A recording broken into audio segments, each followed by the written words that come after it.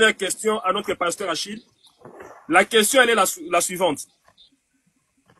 Certaines personnes pensent que l'unique moyen, soit la seule façon de faire face à tous ces problèmes liés au sexe, ça veut dire la frigidité, la stérilité, l'impuissance sexuelle. La seule façon de faire face à cela, c'est de se connaître avant les mariages.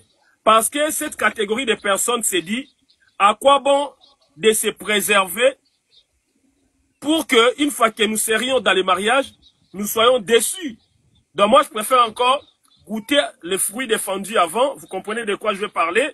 Au moins, si ça ne marche pas, ça me permettrait de rompre directement avec la personne que d'être surpris dans les mariages et que la parole me dit, non, tu ne peux pas divorcer. Qu'est-ce que vous nous dites, pasteur, par rapport à cette position-là? Ok, merci beaucoup, mon frère Freddy. En tout cas, je salue tout le monde, hein, mon frère Haha, la sœur Petit. Voilà, je salue tout le monde. Vraiment, que le Seigneur vous bénisse. Je pense que là, je me suis vraiment retrouvé de voir que tout le monde parle va dans le même sens. Vraiment, que le Seigneur soit béni. On voit vraiment qu'il y a des chrétiens. Ma sœur Scarabée, un instant, pasteur. Ma sœur Scarabée va vous poser la question jusqu'après après votre intervention. Ma sœur Petit Scarabée a une question à vous poser. Juste après votre intervention, je laisserai la place à ma sœur Petit Scarabée, puis on va arrêter là. Je vous laisse la parole. Alors, beaucoup de personnes croient que pour remédier à cette question ou à ces problèmes de l'impuissance sexuelle, des difficultés sexuelles dans le mariage, il faut connaître l'homme ou la femme avant. Mais la Bible est claire.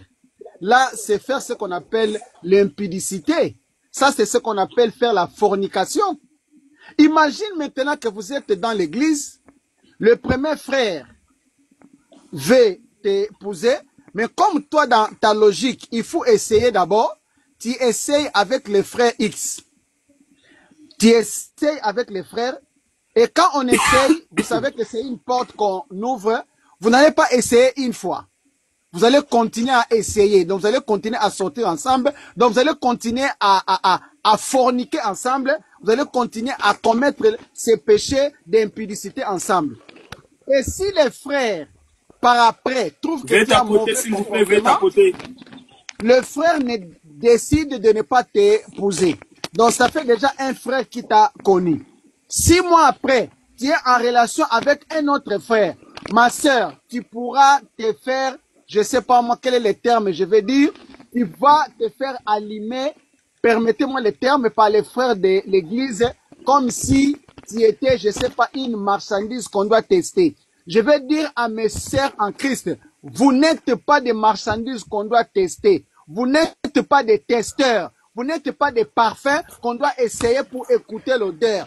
Vous devez vous respecter. Vous n'êtes pas des testeurs. Je suis contre. Vous ne pouvez pas connaître. On a lu le verset tout à l'heure. La Bible dit que Adam connut sa femme. Genèse 4, verset 1er. Adam connut qui? Sa femme. Donc, si vous n'êtes pas marié, vous n'avez pas les droits. Alors, beaucoup de personnes croient qu'il faut tester d'abord. Quand vous testez d'abord, vous êtes dans l'impudicité. Et crois-moi, aujourd'hui, aujourd'hui, je suis dans une église où on est au moins 700 personnes. Je vais vous dire franchement, aujourd'hui, beaucoup de sœurs pleurent. Pourquoi? Le frère l'a connu, une année après, le frère ne veut plus. Et quand tout le monde sait que le frère là a couché avec la sœur, qui va encore prendre la sœur? Parce que tout le monde connaît. Dans notre culture, si l'homme fait ça, on ne voit pas ça d'un mauvais œil. Mais quand on fait ça à la femme est dévalorisée. Vous ne pouvez pas connaître l'homme avant.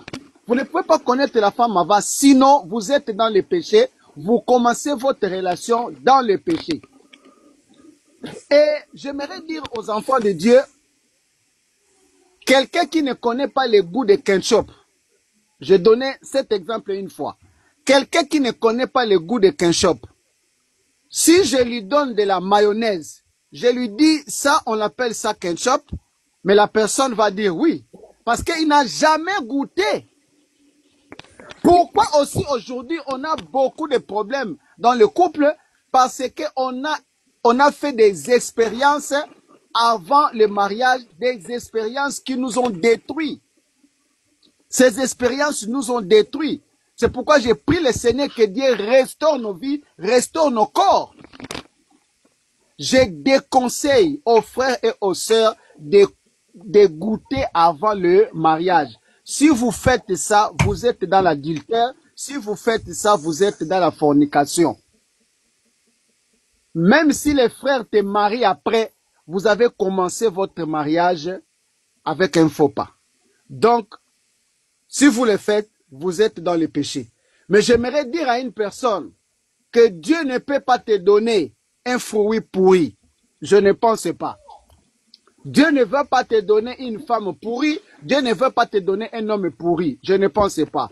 Si nous sommes les enfants de Dieu et que nous prions le Seigneur, nous mettons Dieu au centre de notre vie. S'il y a quelque chose qui ne va pas dans cette relation, Dieu ne va pas te laisser continuer. Voilà, mon frère Freddy, pour ne pas monopoliser la parole, on laisse Que mon à Dieu vous notre bénisse, mon sœur pasteur. de poser sa Que mon question. Dieu vous bénisse. Que mon Dieu vous bénisse, vous êtes vraiment d'une grande utilité pour nous. Et nous allons conclure avec ma sœur Petit Scarabée qui avait une question à poser à mon pasteur. Oui, Je vous laisse la parole. oui, en fait, j'ai écouté tout à l'heure le pasteur quand il disait, enfin, quand il a parlé carrément, concrètement, de problèmes de sexe. Et j'ai une question, c'est-à-dire un pasteur peut se marier, il a une vie familiale, il a une vie sexuelle, mais quand on est catholique, parler aussi concrètement, aussi cash avec un prêtre catholique, c'est pas possible.